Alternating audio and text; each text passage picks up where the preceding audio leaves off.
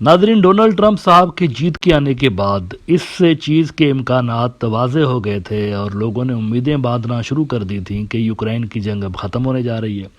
और इसकी वजह ये थी असल में कि डोनाल्ड ट्रंप ने ओपनली अपनी इलेक्शन कैंपेन के दौरान कहा था कि मैं आऊँगा अगर तो चार्ज संभालने के बाद 24 घंटों के अंदर अंदर आपको ये जंग ख़त्म करके दिखाऊंगा। बड़े कॉन्फिडेंट थे डोनाल्ड ट्रंप और उन्होंने अपनी डीप स्टेट के ऊपर भी काफ़ी इल्ज़ामात लगाए इस हवाले से कि ये जंगें फैलाते हैं और बहुत गड़बड़ कर रहे होते हैं। अब वो होपफुल थे, दुनिया में बहुत सारे लोग होपफुल थे कि ये जंग ख़त्म हो जाएगी। यूरोप के अंदर भी बहुत सारे लोग इस चीज़ को पॉजिटिवली देख रहे थे, लेकिन पिछले कुछ रोज़ के अंदर ये मामला इंतहाई ख़राब हो गया है। और ख़राब इस वजह से हुआ है कि पहले तो अमेरिका ने अथोराइज़ कर दिया यूक्रेन को कि आप अमेरिका के लॉन्ग रेंज जो मिसाइल्स हैं वो यूज़ कर सकते हैं डायरेक्टली रशिया के ऊपर। यानी अभी तक सूरत हाल ये हो रही थी ना कि रशिया के ऊपर डायरेक्ट हमला नहीं हो रहा था। ये जो यूक्रेन वाले लॉन्ग रेंज मिसाइल्स यूज़ कर रहे थे वो इस तरह से यूज़ कर रहे थे कि रशियन फोर्सेस के ऊपर यूक्रेनियन टेरिटरी में ये मिसाइल्स यूज़ हो रहे थे। यानी जो मिसाइल्स हैं ये अंदर नहीं जा रहे थे, इजाज़त नहीं थी।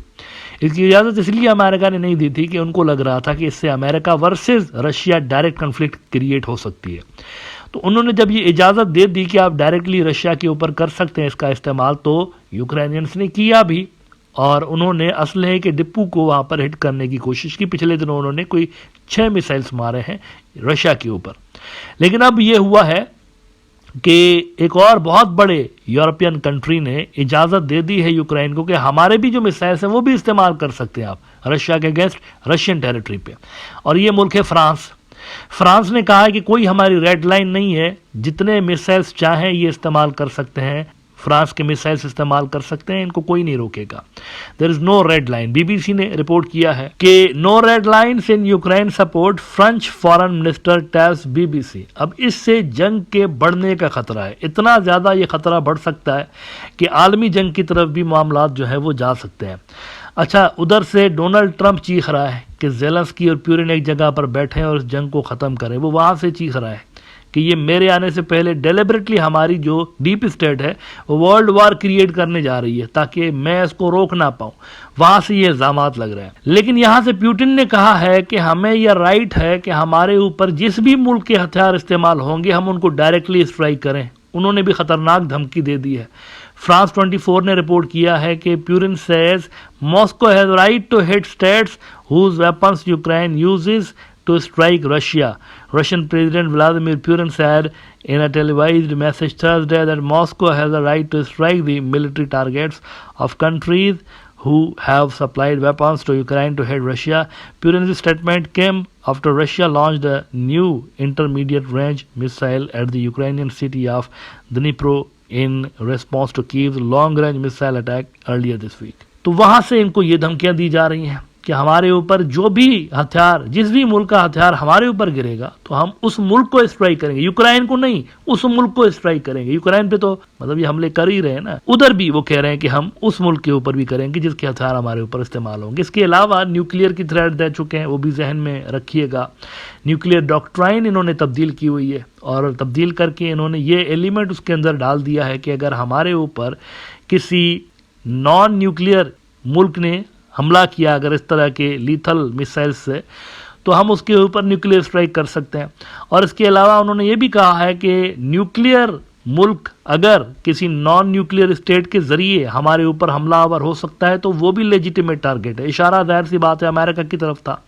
तो सूरत हाल यहाँ पर इंतहाई ख़तरनाक बन गई है और पिछले 24 घंटों में फ्रांस की जानिब से ये जो ऐलान किया गया, इसके बाद ये भी स्पेक्यूलेशंस की जा रही हैं कि क्या दूसरे जो मुल्क हैं यूरोप के वो भी ऐसा करेंगे, क्योंकि यहाँ पर आप देखें ना यूरोप के तकरीबन तमाम ही जो बड़े पावरफुल मुल्क हैं अमेरिका के इत्तेहादी हैं और इनकी हिस्ट्री रही है कि अमेरिका जो भी करता है तो ये उसको फॉलो करने की कोशिश करते हैं और ये भी ऐसा ही करने की कोशिश करते हैं, ऐसी ही पॉलिसीज़ बनाते हैं।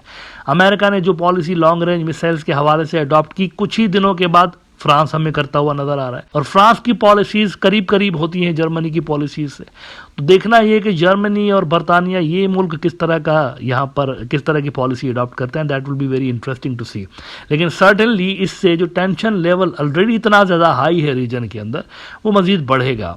अब देखना यह है कि डोनाल्ड ट्रंप के आने से पहले सूरत हाल किस रुख में जाती है और कितनी ख़राब होती है। क्या वाकई अमेरिकन डीप स्टेट इस हाल पे लाके छोड़ेगी डोनाल्ड ट्रंप की इंतजामिया को कि उनके भी बस में बात ना रहे और तीर कमान से निकल जाए, फिर वो जंगों के अंदर ही इन्वॉल्व रहे और चाह कर भी वो इसको कंट्रोल ना कर पाए। आइडिया यही नजर आ रहा है। वो एक तरह से रशिया को प्रोवोक कर रहे हैं आलमी जंग छेड़ने के लिए। इस वक्त जो फोर्सेज हैं वो प्रोवोक करेगी, क्योंकि यूक्रेन की जंग अगर यहाँ पर ख़त्म होती है ना तो नेटो धपड़दूस हो जाएगा। इसके बाद आप यूँ समझें, नेटो धपड़दूस हो जाएगा। और नेटो का धपड़दूस होना मतलब अमेरिका के अंदर जो पावरफुल मिलिट्री इंडस्ट्रियल कॉम्प्लेक्स है, जिसको डीप स्टेट का आशीर्वाद हासिल है, वो भी धपड़दूस हो जाएगा, क्योंकि नेटो बहुत बड़ा खरीदार है उनके इन हथियारों का। तो एक बड़े ट्रिकी मरहले पे बाइडेन की सरकार जा रही है और डोनाल्ड ट्रंप की सरकार आ रही है। देखना यह है कि कितनी सहनशीलता रशिया के अंदर मौजूद है। पुतिन पे ये लाजम बनता है कि वो एक सेंसिबल पॉलिसीज यहाँ पर अडॉप्ट करें और जो डिज़ाइंस यहाँ पर इम्प्लीमेंट करने की कोशिश की जा रही है रीजन के अंदर वर्ल्ड वार 3 क्रिएट करने के हवाले से, उनको रेजिस्ट करें।